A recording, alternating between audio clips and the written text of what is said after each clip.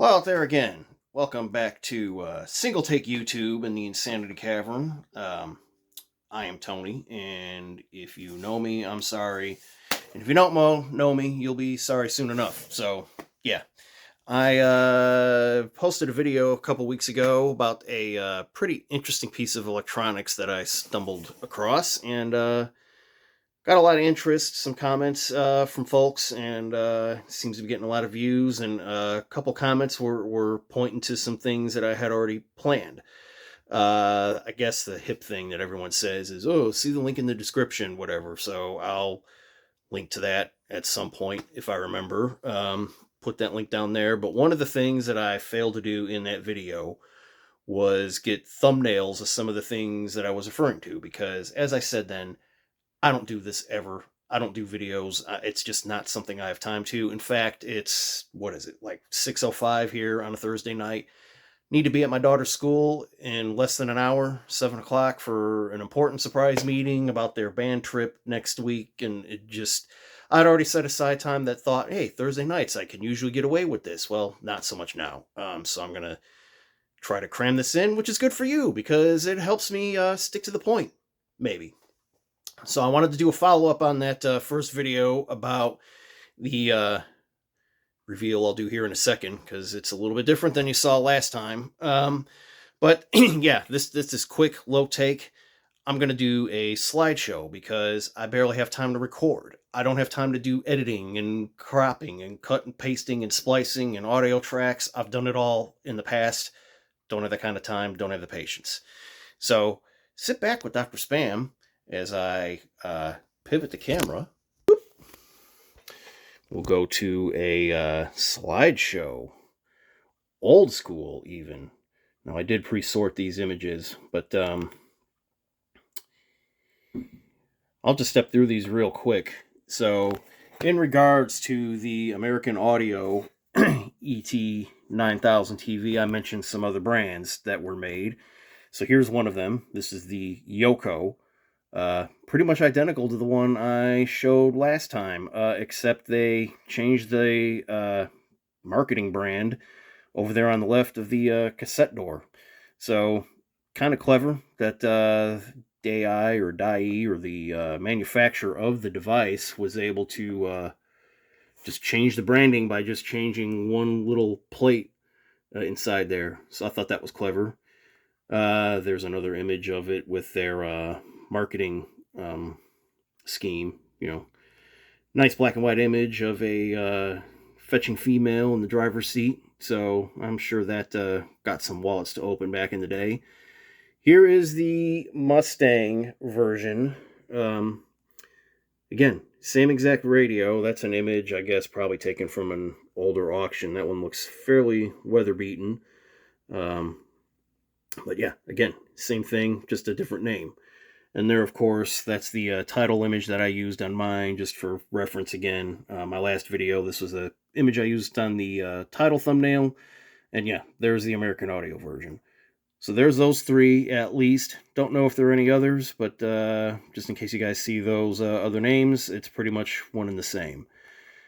Now, I also made reference to the magnifier that increases the screen size, and there it is. It's kind of, as I said before, it looks a little ridiculous.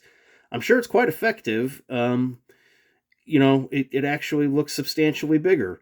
It's a shame you don't actually get to see the screen on behind there, and here's the problem I have with it. As you could tell, even in the video I did last time, it's all relative to where your face is relative to that magnifier tube. So you could see, the actual screen behind it is chopped off, what is it, 30% viewable.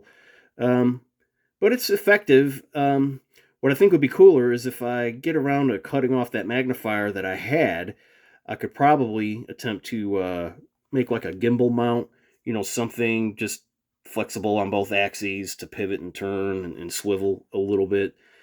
You'd still get some distortion, right, with the magnification, so I'm not sure if that would really be worth the effort, but it is kind of neat. They conceded to, 1.5 inches is arguably a bit too small to even try to view, but, hey, it would be neat if I got it. It's no big deal that I didn't. I have provisions to perhaps try to make my own. But there's what the original one looked like. Now and I love this. This is the box. We have the Yoko brand and the Mustang brand. Pretty much the same thing. I am not able to find a picture of the box for the American Audio. And what I would like to know is if this electronic zoom up is called out on the American Audio, because it does not do that electronically. It used the magnifier. But I have to give a shout out. I love the use of the Tyrrell P34 F1 car from the 70s. That little six-wheeled contraption monstrosity. Um, if you guys aren't familiar with that, you need to look it up. I'm not particularly an F1 fan. I appreciate it, right? I mean, I'm a gearhead, but it's not something I follow with super enthusiasm. However, discovering the history of this car, which I knew about before seeing it on the box, it's the perfect of all the cars they could have used to market for this.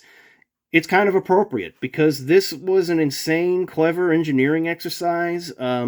In a nutshell, they were trying to fit the aero footprint of the drag that would be caused by a typical wheel. They figured was going to be too much. They wanted to get creative and see if they could reduce the drag by constraining the front wheels within the aero package that was within F1 regulations. So they decided, well, one wheel is too big, but we can get the same tractive effort and braking force, if not more so, using two axles instead of one on the front end, and just cut the wheels in literally half the diameter. And it was actually moderately successful. It won at least one race, was competitive for a couple seasons, and then, as so often in F1, people figured out bigger things, better things. I think F1 even said, yeah, that's cool and all, but we're going to actually literally write the rules to mandate only four wheels from now on. And but anyway, I love the fact that they use the Tyrrell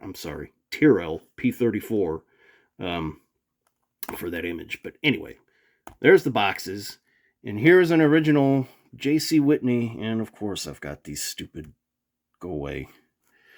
There's an original ad. So marked down from 400 or 339 in 1984 to 288.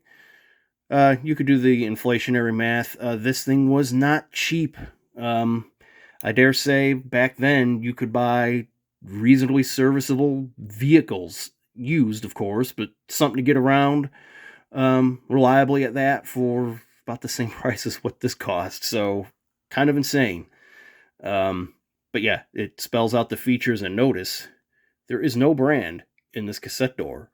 So this is probably the same stock image used all over the world for whoever had the distribution rights or whatever to just put their name on it and go. So pretty clever. Neat to see. And now, this is something, while I was trolling around trying to find what I could on these, there is another variant. And you'll notice, I think this one has this is Radio Museum. I had another stock image that came from a Russian website. Oh, yeah, that's this one, auction.russia. Notice the control scheme is completely different. You've got the two tuning knobs more or less left of center instead of all the way to the right. Your cassette buttons are all the way to the right instead of the middle. Everything basically is rearranged. The tuning knob isn't, TV tuner is in the middle. And one feature that I did not see, of course, now I see the cassette door says DNR. When I was trying to do a feature button for button comparison, I thought I did not see a DNR button. Obviously, or maybe it's the light. That's it. I'm sorry. It's not the button, but the light. There's no light to indicate DNR, which mine has. Now, the few pictures of these versions, they still have the same model names. It's still the Yoko CCTV1, and I think it is only the Yoko that this exists with. So, I gotta say, while I appreciate that this version was apparently made in black, I like the button layout of this one better. it just looks a little cleaner. You know, you've got everything in a nice, pleasing row here at the bottom. All of your cassette functions are here at the right. Your tuning, I guess, is still all together. I'm getting all my directions confused. Sound like some other folks I know. Anyway, bear with me. So yeah, I like the way the other version looks better than this. Just a personal preference. They probably work about the same. But interestingly, I found a picture of this one open, and it is way smaller, yet and arguably more of a mess. The chassis is not nearly as deep, and the wiring looks quite a bit more chaotic. So I don't know if this is an earlier revision or a later revision. You know, maybe they tried to miniaturize it, and I may come back to that point here in a bit.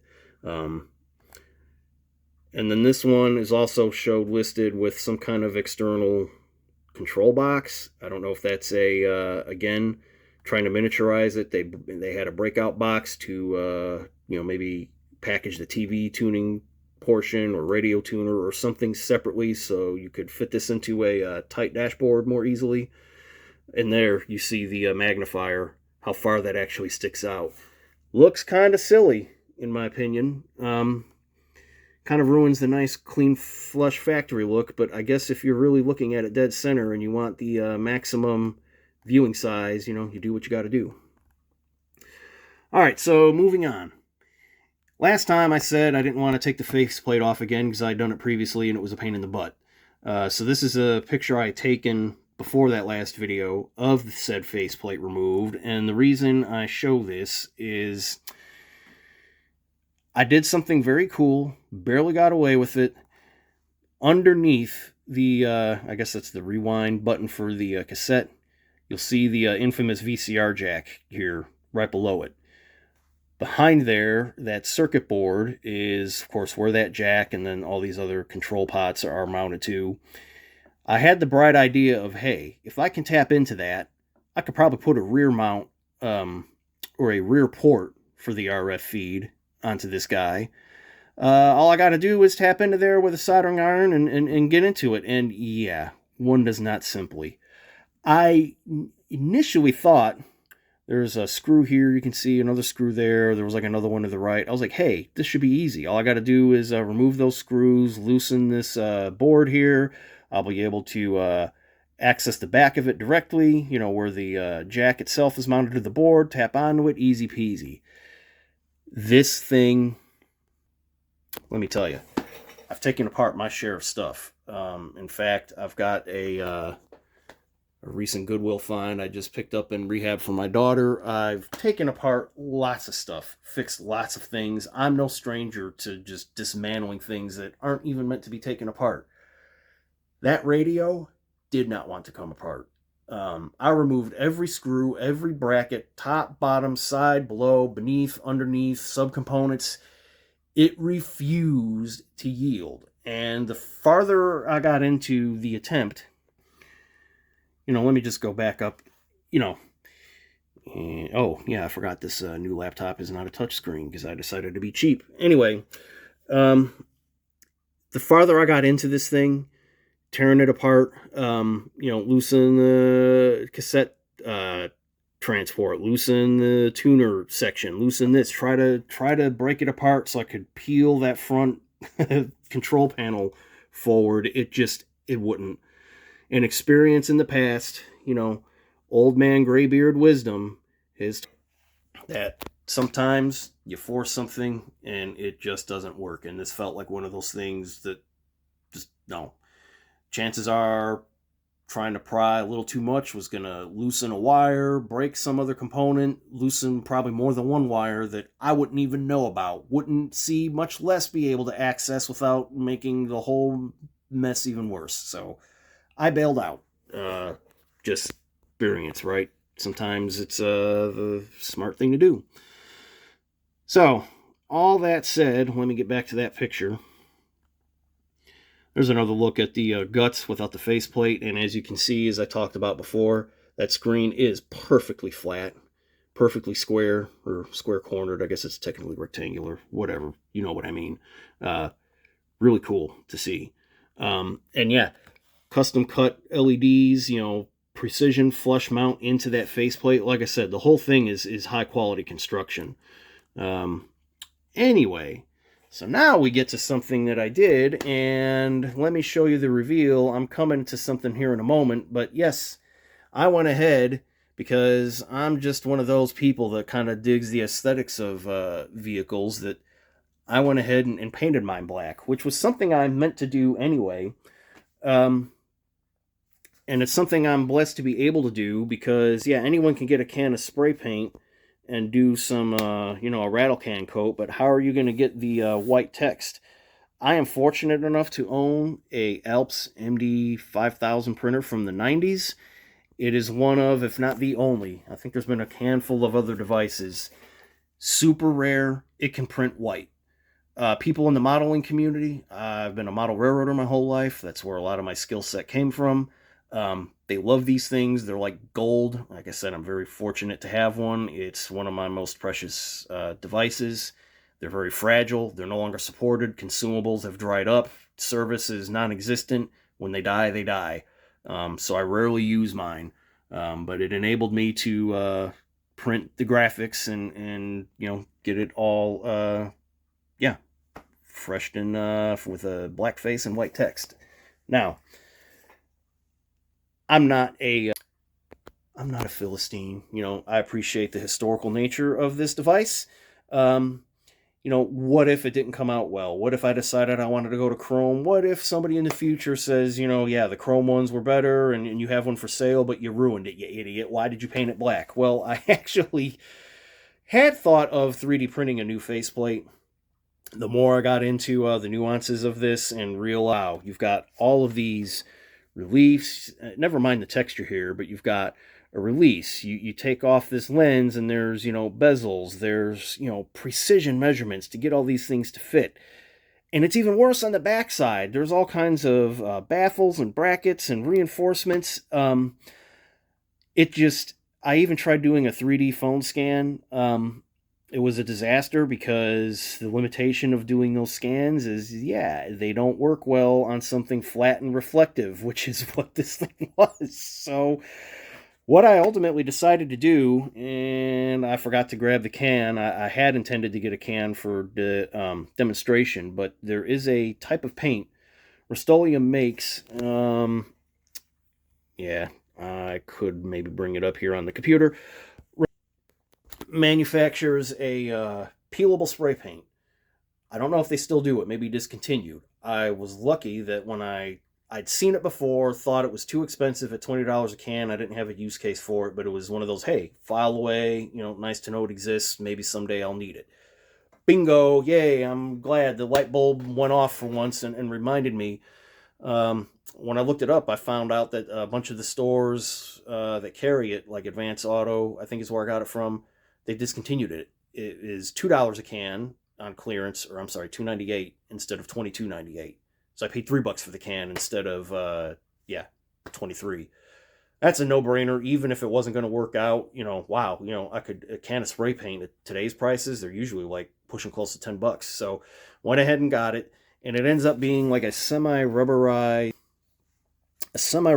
coating.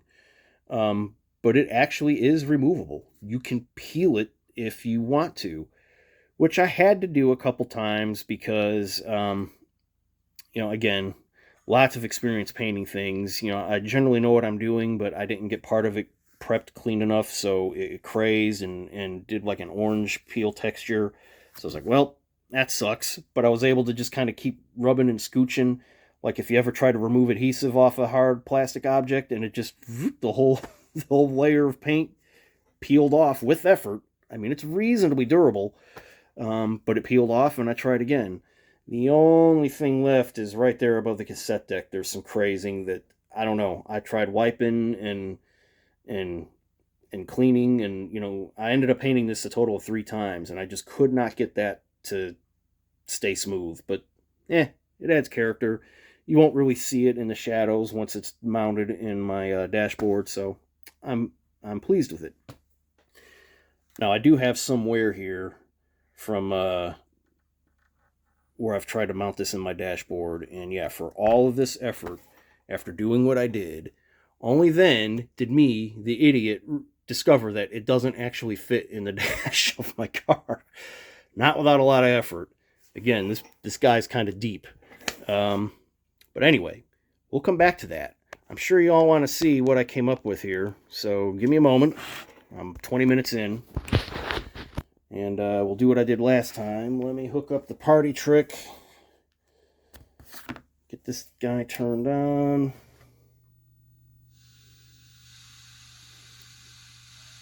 See if we're still tuned in. I've probably this may be where I end up doing multi-take YouTube, because watch, now that I've moved this thing and poked it around enough, it's not going to want to cooperate.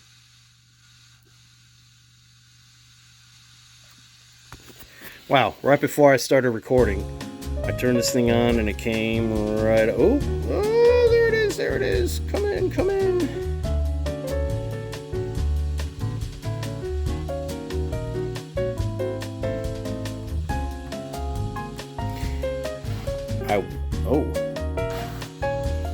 Turn the thing off, moved it too far. Hey, single take YouTube for the fail, right?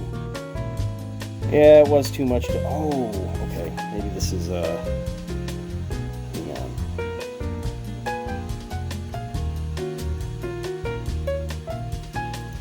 Wow. Well, how about that, folks? Your friendly neighborhood narrator here is having some technical issues. Oh, isn't this funny? Because I promise I did a dry run on this, because I had to take everything out of the car and do a whole setup, and it was ready to go. Maybe I should have just left it on. I was hoping for a big fancy reveal, but you know, what can I say? I was rushed for time with this stupid meeting I have to go to, and just probably missed something. So, oh well. Maybe I'll have to try again after all, because wow, this was beautiful a minute ago.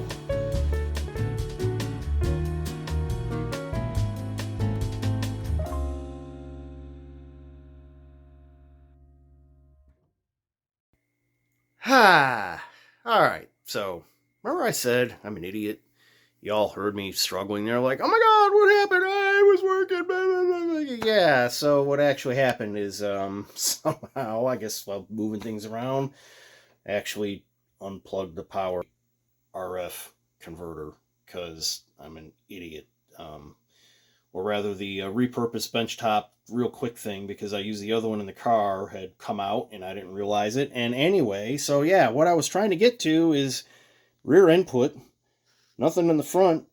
Of course, yeah, the video capture on this phone tends to scroll the screen image. I wonder if I can... Is that a function of adjusting the brightness? Will that make it better? I wonder. Oh, that actually helps substantially. Okay. You know, it's the 21st century. When have I really ever had the need or occasion to record a CRT? So bear with me. But anyway, so yeah, what we've got is cheap Amazon media player, cheap Amazon RF inverter. I think the combined cost of those was about $40. I can now go into here. Yes, I just pointed the clicker at the screen and not the player, because, again, idiot. But, so,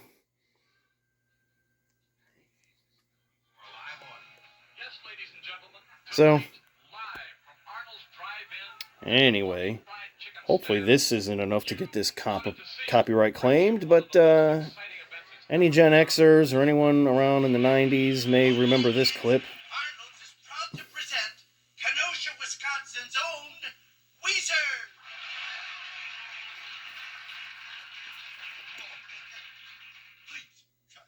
So yes, that is the music video from the very famous Blue album, you know, Just Like Buddy Holly and all that. I can't even remember that is the name of that song. My daughter's going to kill me because Weezer is one of her favorite bands, and here I just went... you know, I liked Weezer. They weren't one of my favorites necessarily, but, you know, it was a great video. And, yeah, so I've got this...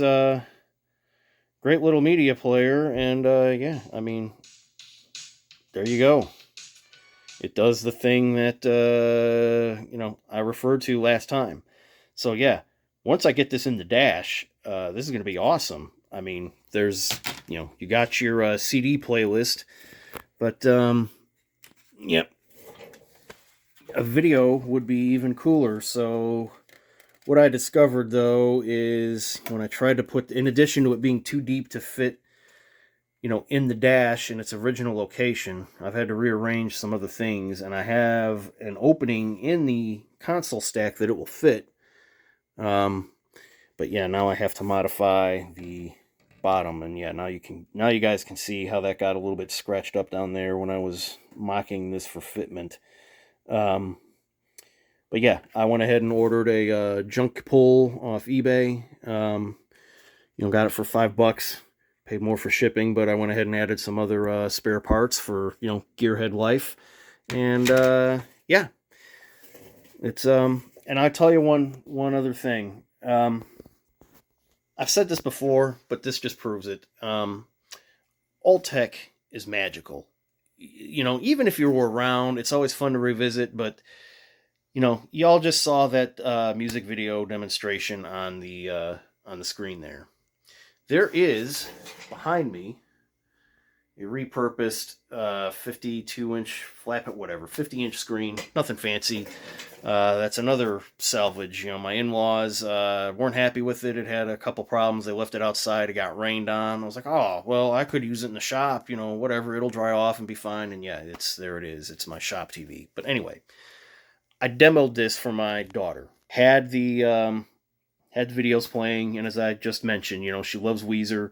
I was like, hey, have you ever seen the video? And, you know, do you know the song, obviously, but have you seen the video? You want to see it on this? And she and her boyfriend came down, and they were enamored, not only with the video, but with this device. And watched, because I had downloaded, you know, a playlist off the internet, you know, just one of the iPatch sites just to get some videos to demo this, and they had a blast watching music videos on a 1.5-inch black and white screen when there's 50-something inches in color with streaming YouTube on it 5 feet away. And no, they were just fascinated. They were more than happy. They didn't even ask to watch it on there instead. They were completely just enthralled with this, as obviously am I, and anyone watching this. So anyway, so that was 20-some minutes on the first part before I ran into technical idiot difficulties. And so, yeah, I've got this just about ready to go in the car. You may have seen this wonderful hack job of wiring harness. Of course, this is, again, now I've had to hack it apart to put it on the bench to demo for the video.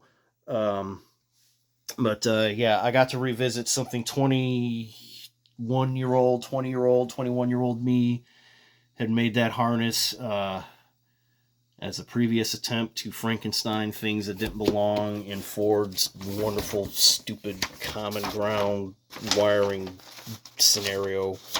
I didn't quite figure it out then because I didn't have these wonderful schematics then, but man, having a good set of schematics makes all the difference. Did anybody know that, you know, even in a car from the 80s, there were almost 1,000 separate circuits?